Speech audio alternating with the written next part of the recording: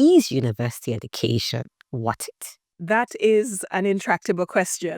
And my bias will come through because I will say yes, because I want to keep my job at the university. But you understand where I'm coming from because there has been a huge debate about education. Why do I need to pay so much money vis-a-vis the value that I get from it? Right. So I brought some data here, Temi. The global perspective on the debt accumulation when it comes to student debt is that there is a debt accumulation of over 31.4%. So that what that says is that 31.4% of people who attend universities end up owning over 100,000 US dollars in debt.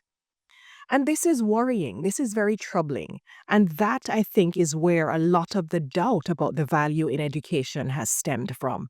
And so I would say yes, to answer your question, education is worth it. But I'd also want to turn this a little bit. I think industry is actually exploiting educated people. And the challenge comes in where industry and employers are not willing to pay educated people the wage they should earn so they can live. And so you have someone who will graduate with an MBA degree, think they're going to get a $30,000 a month job, and they end up getting a $10,000 a month job. Of course, they're going to be in debt. And of course, they're going to be disgruntled. And so we really have to shift the focus from education. I'm not saying we're to absolve the educational institutions from their duties, but we also have to take a hard look at salary scales and where people who are educated are not actually being compensated in a livable manner. That really is the question that should be on the table. Absolutely. It calls for a lot of inflection or reflection. And I believe that there has to be a system thinking to changing this because it's all connected. Is it also important that, one considers the region where you are?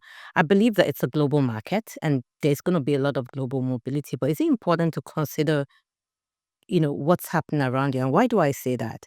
The World Economic Forum report on the future jobs kind of identified high income economies and low income economies and predicted that for the high income economies, you have an aging population. And so jobs like healthcare would pick. And for the low income economy, jobs like education, educators, and the digital skills and all of those will become more prominent.